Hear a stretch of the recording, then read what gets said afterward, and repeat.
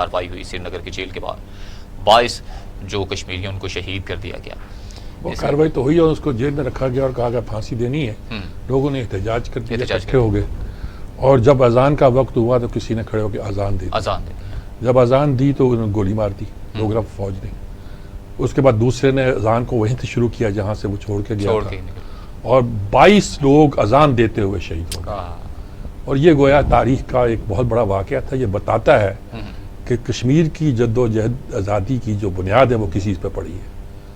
وہ مسلمان کی اذان پہ پڑی ہے، اس کی شہادت پہ پڑی ہے، شہادت تھی بالکل. اور اس کا جذبہ قربانی اپنے لوگوں کے لیے، ساتھیوں کے لیے جو جیل کی دیواروں کے اس طرف تھا، ان کی خاطر اپنی زندگیاں قربان کر دینا اور ڈٹ جانا، اس کی علامت ہے.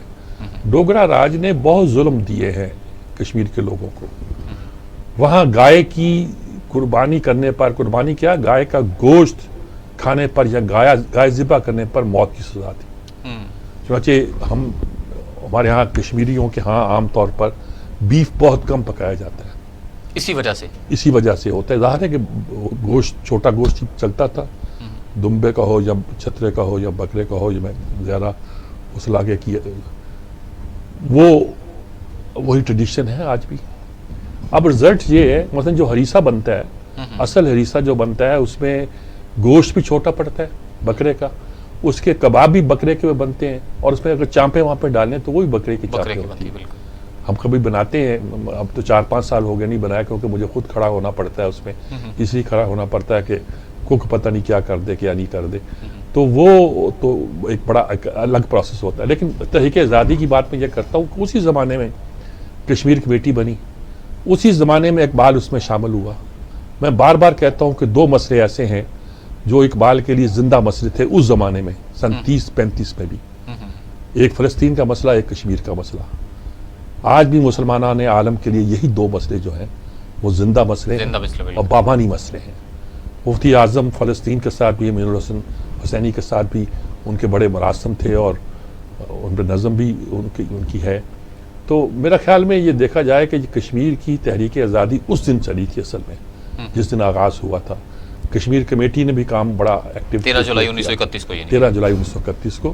جولائی کے مہینے میں بہت سے واقعات ہوتے ہیں. پچھلے دنوں ایک واقعہ ہم نے 6 کو برہان وانی کا کیا، شاید 7 کو اب شہداء کی بات آئی تو 6 کو ہی شاید شیر خان کی شہادت تھی، جو ہماری کارگل کے مقام پر، اور 7 کو لالک جان کی تھی، جس کے نام پہ یہاں ایک چوک بھی ہے، وہ بھی وہیں کارگل پہ شہید ہوئے، جس کو پہلے ہم اون ہی نہیں کرتے تھے. اور یہ کہ پھر 9 کی بات، چونکہ ہمارا پروگرام نہیں تھا، ہم نے اس کا تذکرہ نہیں کیا. یہ مادر ملت کے انتقال کا دن، اور مادر ملت کے انتقال کو جب یہ واقعہ ہوا تھا تو اس وقت ایک مردمی سی چھا گئی تھی، کیونکہ ابھی 3 سال پہلے ہی انہوں نے تحریک جو جمہوریت کی تھی اس کی قیادت کی تھی، اور ایوب خان کو للکارا تھا. معمولی بات نہیں تھی، پاکستان کی تاریخ میں پہلی بار کسی آمر کے خلاف کوئی جمہوری قوتوں کی قیادت کرتا ہوا سامنے آیا تھا. ایوب نے سب پہ پابندی لگا رکھی تھی، ناظم الدین پہ بھی، دولتانہ پہ بھی، وغیرہ وغیرہ. تو اس کے جواب میں یہ ہوا تھا کہ پھر لوگ سارے پہنچے مادر ملت کے پاس کہ آپ قیادت کریں اور قوم کی رہنمائی کریں. وہ آ گئی اور انہوں نے قیادت کی. تو یہ ایک بہت بڑے واقعات ہیں جسے ہمیں جولائی کے مہینے میں یاد رہتے ہیں. 13 جولائی بھی کشمیر کا، 8 جولائی بھی برہان وانی کے لحاظ سے کشمیر کا، اور اب 19 جولائی بھی اسی حوالے سے آئے گا. پھر اس بار تو 25 جولائی بھی آ رہا ہے. صحیح ہے، 25 جولائی بھی آ رہا ہے جی. وہ بھی ایک بہت بڑا، دیکھیں اب کیا بنتا ادھر جی. اچھا، وفاقی کابینہ جی، وہاں پر کچھ اہم فیصلے کیے گئے ہیں، جس میں خاص سب سے جو اہم ٹاپک ہے 1 بائی 1 آپ سے، یعنی کہ میں اس پہ رائے لوں گا. تحریک لبیک ہے، اس پر پابندی لگائی گئی تھی، وہ برقرار رکھنے کا فیصلہ کیا گیا. وہ کہتے ہیں نانی نے اور برا کیا اور چھوڑ دیا تو برا کیا والی بات جو ہوتی ہے، پورا محاورہ نہیں میں سناتا. پابندی کیوں لگائی تھی آپ نے؟ اچھا، اگر میں زیادہ آگے جاؤں، بنائی کیوں تھی آپ نے؟ پشت پناہی کیوں کرتے رہے آپ کی؟ جو دھرنا تھا فائز عیسیٰ، اسی دھرنے پر ججمنٹ لکھنے کی وجہ سے آج کل عطاب کا شکار ہے. اور اس وقت لفافے بانٹنے تک کی نوبت آئی تھی، اور لوگوں نے دیکھا تھا اور لوگوں نے ذکر کیا تھا. ان کے ہر مظاہرے کے پیچھے وہ پولیس کو بھی آنکھیں دکھا دیتے تھے، سب کو دکھا دیتے تھے، سب پہ چڑھائی کر دیتے تھے. یہاں لاہور کے اجاز صادق والے انتخابات تھے، ادھر مسلم لیگ کی طرف سے. تو انہوں نے شاید پتا تھا کہ یہاں مسلم لیگ کے بڑے ووٹ ہیں, تو کسی نے حکمت عملی طے کی کہ ووٹ کاٹے جائے. تو حافظ سعید کی پتہ نہیں کون سی مسلم لیگ بن گئی تھی, ملی مسلم لیگ یا کیا, وہ بنا دی گئی, اور ان کی جو تھی وہ لبیک یا رسول اللہ پارٹی بنا دی گئی. انہوں نے الیکشن لڑا, 5000 ووٹ حافظ صاحب لے گئے, آخر وہاں بھی تھے نا لوگ تو یہاں کے دوسرے, اور 7000 یہ لے گئے. انہوں نے کہا کہ بھئی یہ تو بڑی پوٹینشیل قوت ہے, اگلے انتخابات میں یہ ہر انتخاب لڑے اور ہر جگہ سے خراب کیا صورتحال کو. سیٹ شاید ایک آدھی ملی کراچی میں یا کہاں ملی, ورنہ سیٹ تو ان کو نہیں ملی, لیکن ایک طاقت بن گئے. اسی حوالے سے ہمیں جوائن کیا ہے تجزیہ کار بریگیڈیئر ریٹائرڈ فاروق حمید صاحب نے. جی فاروق حمید صاحب ہیں ہمارے ساتھ, ان سے بات کرتے ہیں. ان سے تو اور بہت سی باتیں کرنے والی ہیں. بالکل, اور بھی باتیں کرنے والی ہیں. افواج پاکستان کو وہ جو 15% اسپیشل الاؤنس کی منظوری ہے وفاقی کابینہ میں کی گئی. بھائی صاحب السلام علیکم. وعلیکم السلام. ہیلو, السلام علیکم سر. آواز بڑھا دیں جی, بریگیڈیئر صاحب کی آواز بڑھا دیں. جی بات کنٹینیو کیجیے. آواز آ رہی ہے؟ جی ان کو جا رہی ہے آواز. جی آپ کی آواز آ رہی ہے. جی آ رہی ہے آواز. اب آواز آئی. جی کیا حال ہے بریگیڈیئر صاحب؟ جی السلام علیکم سر, آپ کی دعا چاہیے. آپ خیریت ٹھیک ہے سر؟ اللہ کا شکر ہے. ایک تو ہم بات کر رہے ہیں یہ لبیک یا رسول اللہ پہ پابندی حکومت نے جاری رکھنے کا فیصلہ کیا ہے, جس پہ میں نے سوال پوچھا کہ پابندی لگائی کیوں تھی. پھر میں نے ایک سوال اور کیا کہ تنظیم بنائی کیوں تھی, اور تاریخ آپ جانتے ہیں. تو مجھے آپ بتائیے کیا میں کہوں, کیوں انہوں نے فیصلہ کیا ہے, حالانکہ پچھلے دنوں کیا کہا جا رہا تھا کہ پابندی اٹھا لی جائے گی. پھر کیا ہوا ہے, ان کے ساتھ جو ایگریمنٹ کیا جاتا ہے اس کو وائلیٹ کر دیتے ہیں. اور پہلے اسی بات. جی دراصل بسم اللہ الرحمن الرحیم.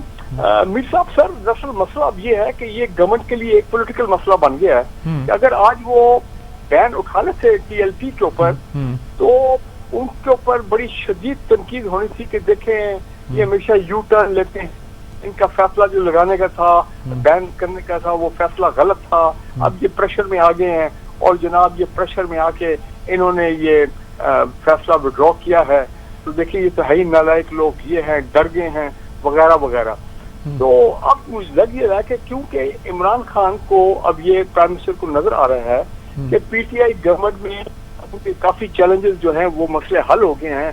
سینٹ الیکشن بھی ختم ہو گیا, پی ڈی ایم کی تحریک میں بھی وہ زور نہیں رہا, وہ تو بجٹ بھی پاس ہو گیا وغیرہ وغیرہ, ووٹ آف کانفیڈنس پہ لے لیا. تو ان کو نظر آ رہا ہے کہ اب وہ اگلے 2 سال بالکل وہ فرملی ان کی گورنمنٹ کو کوئی چیلنج نہیں ہے, اور الیکشن کے لیے اب وہ جائیں گے سب پولیٹیکل پارٹیز بھی اور وہ بھی. تو لہٰذا اب وہ سمجھتے ہیں کہ ان کی ایک پولیٹیکل اسٹرینتھ ہے, ان کی ایک پولیٹیکل پوزیشن اسٹرانگ ہو گئی ہے. تو وہ کیوں ایک ایسا فیصلہ کریں جس میں پھر ان کو بیک فٹ پہ جانا پڑے اور لوگوں کی. پھر ان سے وعدہ کیوں کیا گیا تھا, ان سے وعدہ کیوں کیا گیا تھا, ان سے جو وعدے کیے جاتے ہیں کہ یہ فرانسیسی سفیر کو نکالنے کی قرارداد لائی جائے گی, اسی پہ ہنگامہ ہوا. اب ان سے وعدہ کیا گیا آپ پہ پابندی ہٹا دی جائے گی, وہ رکھا گیا. پہلی بات ہے یہ بنائی کیوں گئی یہ الیکشن میں. یہاں سب سے پہلے تو لاہور میں حافظ سعید صاحب کی اور ان کی جماعت 2 تھی, انہوں نے کیا, وہ تو رجسٹر نہیں ہوئی, یہ رجسٹر بھی ہو گئے. کیا آپ کیا سمجھتے ہیں؟ میرا خیال ایک یہ وجہ یہ بھی ہے کہ ایف اے ٹی ایف کا آپ کو پتہ ابھی بھی پاکستان پہ ایک دباؤ ہے, تلوار تو لٹک رہی ہے, اور اس کی وجہ سے اگر یہ اس کو بین کو اٹھاتے ہیں تو انٹرنل تو میں نے آپ کو بتا دیا, انٹرنیشنل لیول پہ بھی پھر ان کے اوپر ان کو سخت پریشر اور تنقید کا سامنا کرنا پڑے گا کہ دیکھیں یہ کلزم تنظیم ہے جس کو خود انہوں نے بین کیا, ایکسٹریمسٹ آرگنائزیشن ہے, ایکسٹریمسٹ ریلیجس آرگنائزیشن ہے. اور بس وہی بات ہے نا کہ جی انٹرنیشنل مسئلہ بھی آپ کے سامنے فقط گورنمنٹ کے ہے. تو ہو سکتا ہے کہ اس کے بعد اب ان کے لیڈرز کی جو ڈیٹینشن ہے وہ میرے خیال 3 مہینے اور ایکسٹینڈ ہو گئی ہے. ان کے جو لیڈر جن کو اریسٹ کیا ہوا تھا, تو میرا خیال ہے کہ گورنمنٹ اسی طرح چلے گی. یہ بین ابھی فار دا ٹائمنگ نہیں اٹھنے لگا. اگر بین اٹھا لیا تو پھر back to 0-0 back to square 1. تو پھر یہ صورتحال مجھے نظر آ رہی ہے. اچھا ٹھیک بات, پریشر ہے, ڈومیسٹک پریشر بھی ہے. اچھا دوسری خبر یہ ہے کہ آج کچھ اعلانات کیے گئے ہیں کابینہ کے فیصلوں کے. اس میں سے ایک فیصلہ یہ ہے کہ فوج کی تنخواہ جو ہے وہ 15% بڑھا دی جائے گی.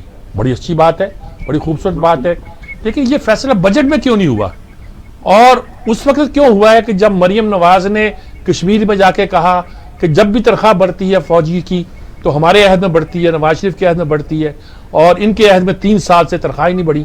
تو یہ کیوں اس وقت فیصلہ کیوں کیا گیا؟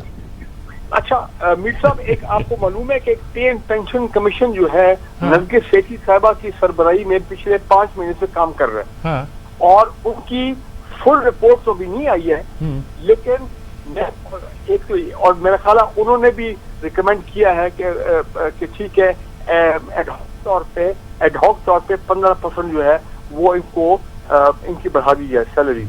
آپ کو یہ بھی معلوم ہے کہ سول گورنمنٹ نے کچھ عرصہ پہلے تقریباً 25% گریڈ 19 تک یا گریڈ 20 تک 25% تنخواہیں جو ہیں فیڈرل پروونشل گورنمنٹ کے لوگوں کی بڑھائی تھی.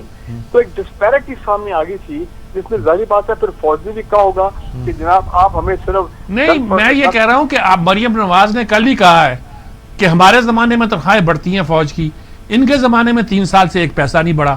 بات تو ٹھیک ہے, نہیں وہ بات ٹیکنیکلی انہوں نے بات جو ہے وہ مریم نواز صاحب نے بات بالکل ٹھیک کی ہے, میں وہ صحیح, بلکہ زرداری صاحب کے دور میں تو 50% تنخواہیں بڑھی تھی. اور آپ کو پتا ہے وہ مشہور جملہ کہ جس میں جو ابھی بھی ہمیں کہانی سنائی جاتی جو آئی وٹنس سے, کہ جب وہ گئے اپنا فائنانس منسٹر زرداری صاحب کے پاس کہ جی 50% ہم نے فوج کی تنخواہیں بڑھانی ہے, تو انہوں نے تو زرداری صاحب تو انہوں نے کہا کہ سر وہ تو زرداری صاحب نے کہا کہ بڑھائیں, تو انہوں نے کہا سر وہ تو پیسہ نہیں, ہم کہاں سے بڑھائیں, وی ہیو نو منی. انہوں نے کہا پھر نوٹ چھاپیں, لیکن بڑھائیں ان کو تنخواہ دیں, آپ نوٹ چھاپیں. تو ہوا یہ کہ ایک بڑی اسٹرانگ فسکل جو ڈسپلن انہوں نے یا سینکشن لگائے پچھلے 3 سال میں, یہ کرنٹ اکاؤنٹ اور یہ فورن سے اپنے ریزرو اور یہ اس قسم کے معاملات میں کہ انہوں نے فریز کر دیا. فوج کا اپنا بجٹ جو ہے وہ انہوں نے 2 سال آپ دیکھیں وہ نہیں بڑھا, حالانکہ ہمیشہ بڑھتا ہے. تو اب شاید اس دفعہ وہ بڑھا ہے تھوڑا بجٹ, تو یہی وجہ ہے اس کے نواز شریف کے زمانے میں 5 سال میں بجٹ دگنا ہوا ہے فوج کا, اور ہماری آمدنی بھی دگنی ہوئی. نہیں وہ آپ کی بات صحیح ہے. دیکھیں یہ بات تو صحیح ہے, ماننے والی ہے کہ نواز شریف صاحب کے دور میں واقعی اکانومی وہ 1.5-2% والی نہیں تھی, وہ اکانومی واقعی 5% سے زیادہ والی اکانومی تھی, اور اس وقت کووڈ کے حالات بھی نہیں تھے, کوئی ایسے معاملات نہیں تھے کہ جس میں گورنمنٹ پہ بہت سیویئر قسم کا اکنامک پریشر ہو. اس میں فوج کی تنخواہیں بھی بڑھ رہی تھیں, پینشن بھی بڑھ رہے تھے. اب ہماری پینشن بھی 2-3 سال ہو گئی نہیں بڑھی ہے, اب آ کے 10% جو ہے وہ پینشن بڑھی ہے. تو مجھے یہ لگ رہا ہے کہ اگلے سال ایک مرتبہ پھر 10 سے 15% تنخواہیں جو ہیں بڑھیں گی, اگر ان کے ریونیوز اور بڑھ گئے. اب 6,000 ارب کا انہوں نے ٹارگٹ دے دیا اس سال کا, اور وہ اگر ہو جاتا ہے تو ظاہر بات ہے کہ ریکارڈ ریونیو کلیکشن ہوگا. آپ کے ریمیٹنسز جو ہیں وہ پچھلے سال 27% بڑھے ہیں, ریکارڈ 29 ارب ڈالر کے اوپر آئے ہیں ریمیٹنس سے. تو میرا خیال ہے سال ایکسپورٹ بڑھتی ہے, پروڈکشن لیول بڑھتے ہیں, اکانومی اور بہترین ہوتی ہے. کووڈ کا رولا کوئی نہیں, ڈیلٹا وائرس کا رولا نہیں پڑتا اس ملک میں, اور کوئی بڑے لاک ڈاؤن نہیں ہوتے. تو پھر اگلے سال میں ایکسپیکٹ کر رہا ہوں کہ پھر 10 سے 15% جو ہے تنخواہ بڑھیں گے. تو پھر ہم یہ عمران خان یہ کہہ سکے گا, اور اس کا جو اگلا سال الیکشن ایئر ہوگا 2023, اس میں پھر یہ 10% بڑھائیں گے. اگر ان کے ریونیو اسی ریٹ سے بڑھتے رہے تو پھر وہ بھی کہے گا بعد میں کہ دیکھیں پہلے 3 سال میں نہیں بڑھا سکا یہ کووڈ کی وجہ سے. اب میں نے کووڈ تو تیسرے سال آیا ہے, پہلے 2 سال تو کوئی کووڈ نہیں تھا. پہلے 2 سال نہیں, وہ جب اس نے اکانومی کے حالات بہت خراب تھے نہیں اس زمانے میں, اور یہ خود بھی نااہل تھوڑا نالائکی تھی. ان کو یہ خود مانتے ہیں کہ ہمیں سمجھ نہیں تھی اور ہماری ٹیم میں کمزوری تھی, ہم نے سیکھا ہے. Actually they have learned it the hard way. انہوں نے بڑی مار کھا کے انہوں نے اب تھوڑا بہت سیکھا اور یہ چل پڑے. بہت شکریہ آپ کا برگیڈیئر فاروق امیر صاحب, بہت شکریہ آپ کا, بہت باتیں آپ کی وجہ سے معلوم ہوئی, بہت شکریہ آپ کا جی. بات تو بالکل سیدھی ہے.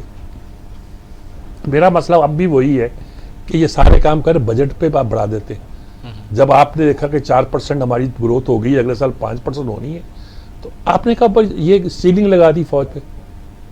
آپ عام معاشرے کے لوگوں کی تنخواہ بڑھا رہے ہیں, ان کی تنخواہ نہیں بڑھا رہے ہیں. میں تو اس کا بھی حامی نہیں ہوں کہ آپ نے بجٹ بھی ان کا انکریز نہیں کیا. دیکھیں بجٹ پھر ہی انکریز ہوگا جب اکانومی آپ کی گرو کرے گی. بالکل. آپ ٹیکس کلیکشن 1900 ارب کی کرتے تھے تو آپ کی ڈیفنس 5.5 کا تھا. آپ نے 38.5 کی, یعنی سمجھا کہ پہلے 2000 کی کرتے تھے تو 4000 کی تو رزلٹ کے طور پر آپ کی ڈیفنس بجٹ 11,000 ہو گیا, اور آج تک 11,000 ہے. اس سال تو آپ کا کلیم ہے کہ 7% یعنی 47% ہو گیا ہے، تو 47% کے ساتھ سے آپ کو کچھ تو اضافہ کرنا چاہیے تھا. صحیح ہے. ہمیں بریک پر جانا جی، بریک سے لوٹ کر آتے ہیں تو گفتگو آگے لے کے چلیں گے ایک مختصر سے وقفے کے بعد. جی ویلکم بیک. زیاد میر صاحب کیسے دیکھتے ہیں حلیم عادل شیخ صاحب درخواست کرتے ہیں سندھ حکومت کی جانب سے جو ان پر کیس بنائے جاتے ہیں ان کے متعلق وہ کہتے ہیں تحقیقات ہونی چاہیے. اب وفاقی کابینہ میں اس چیز کو لے کے آیا جاتا ہے تو اس کے متعلق فیصلہ کیا جاتا ہے کہ جی آئی ٹی بنا دی جائے. اس متعلق اصل میں بات یہ ہے کہ کتنے مقدموں کی جی آئی ٹی بنائے گا وفاق. قانوناً اس کا جواز ہے کہ نہیں ہے مجھے پتہ نہیں ہے، لیکن یہ ہے کہ ایک تو جی آئی ٹی عجیب و غریب کانسیپٹ بنا تھا.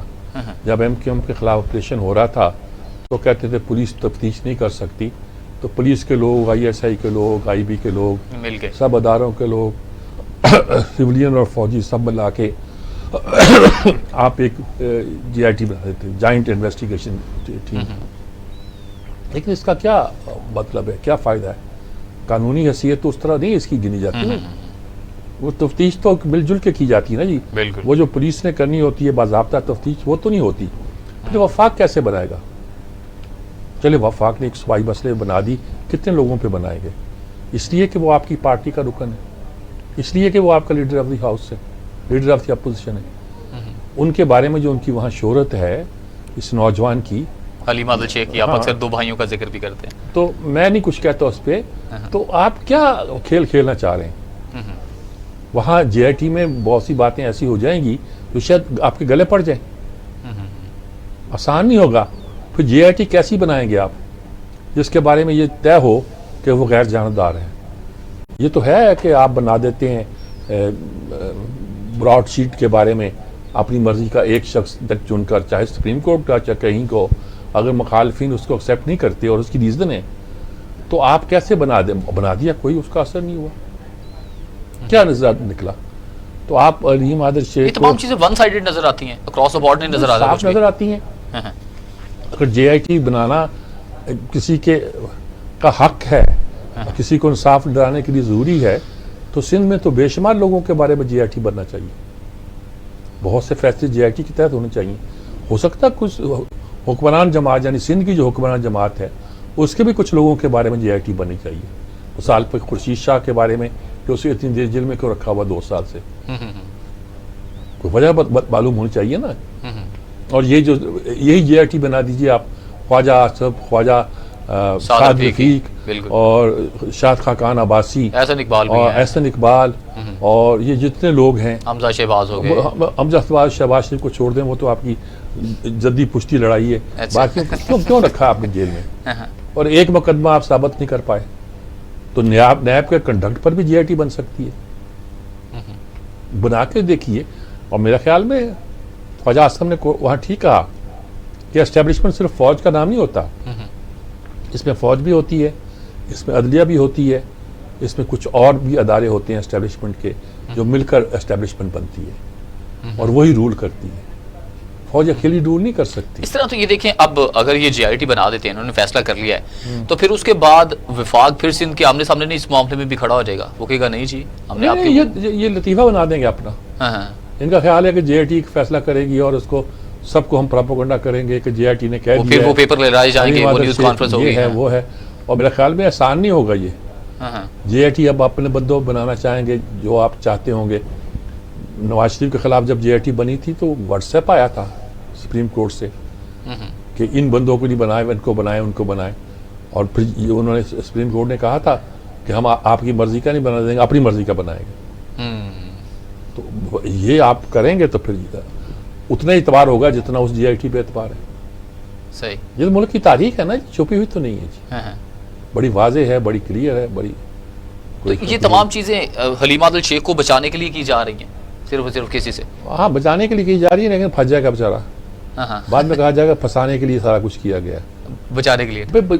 جن جگہوں پہ ہے کہ وہ اس نے قبضہ کیا ہوا ہے وہ دراصل لیز کے پلاٹ ہیں جو پولٹری کے لیے لیے گئے تھے، لیکن اس کے بجائے وہاں انہوں نے کچھ اور کام شروع کیا، کاروبار کیا. پہلے تو یہی لیگل ہے، پھر اس کے بعد وہ جب لیز کینسل ہو گئی ساری تو واپس ہونے چاہیے تھے. آپ نے بلڈوز کیا نا گھر یہاں، صحیح، تو وہ واپس ہونے چاہیے تھے، وہ واپس نہیں ہوئے. کھوکھر برادران کے لاہور میں آپ بات کرنا، کھوکھر برادران کے اور بہت سے لوگ ہیں جن کے آپ نے کیے، جگہ جگہ کیے ہیں، پورے ملک میں کر رہے ہیں. تو وہ کچھ اور نکل آئے گا.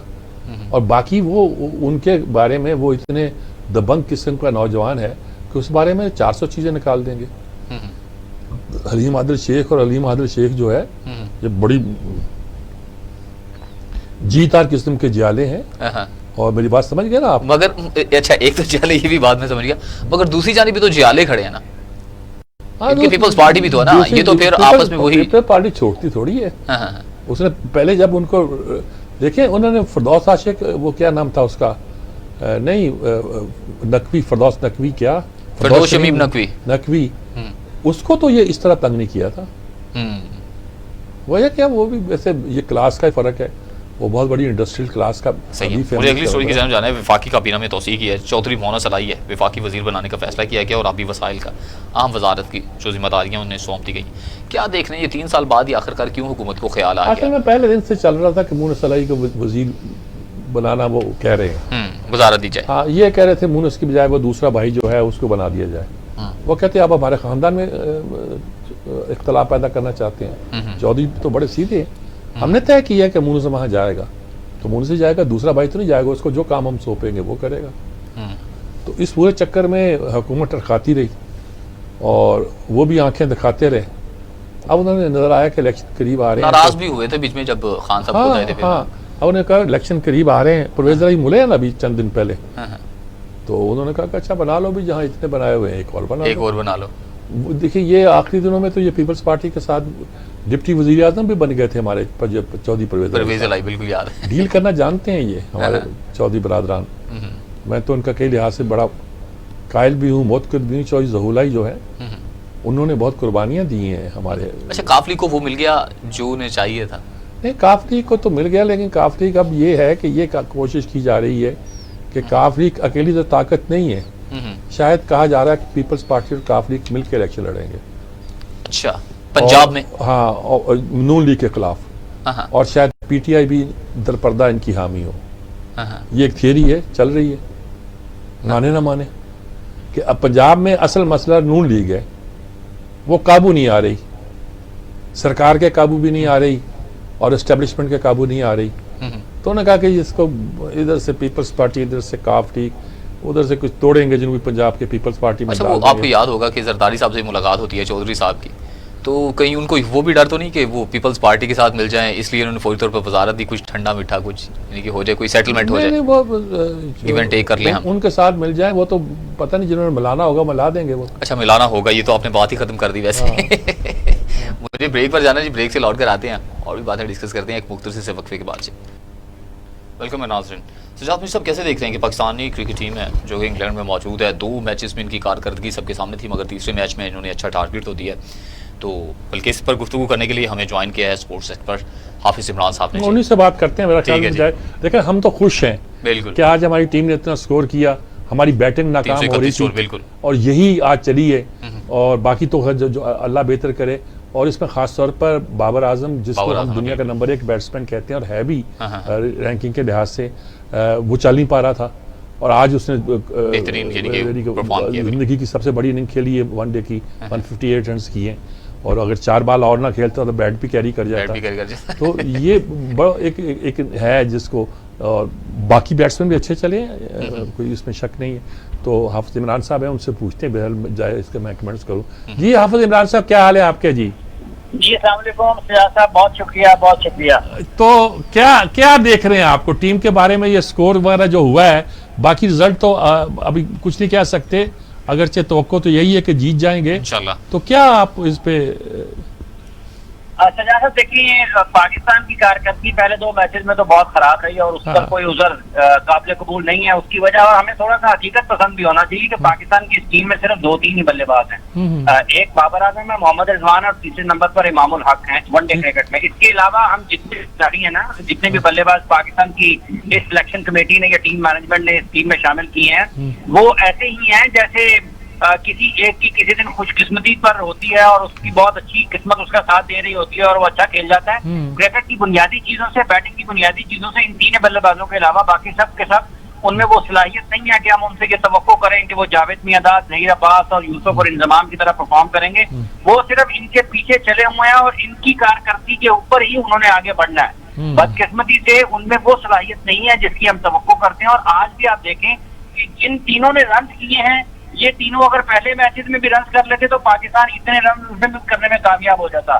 آج فرق کوئی بھی نہیں ہے, فرق صرف یہ ہے کہ جن کے اوپر اعتماد تھا یا جن کے اوپر انحصار کیا جاتا ہے یا جو کرنے کی اہلیت رکھتے ہیں انہوں نے کیا, اور باقی جن لوگوں نے نہیں کرنا تھا انہوں نے آج بھی نہیں کیا. ان کی کارکردگی آج بھی آپ کے سامنے ہے. پاکستان کے میچ جیتے یا ہارے قطع نظر اس کے, ہمیں بڑے حقیقت پسندانہ طور پر بیٹھ کر یہ جائزہ لینا ہوگا ہماری سلیکشن میں کیا غلطیاں ہیں, ہماری حکمت عملی میں کیا غلطیاں ہیں, ہم جس منصوبہ بندی کے ساتھ دنیا میں کرکٹ کھیلنا چاہ رہے ہیں کیا وہ دنیا کے تقاضوں کے جدید تقاضوں کے مطابقت رکھتی ہے یا نہیں رکھتی ہے.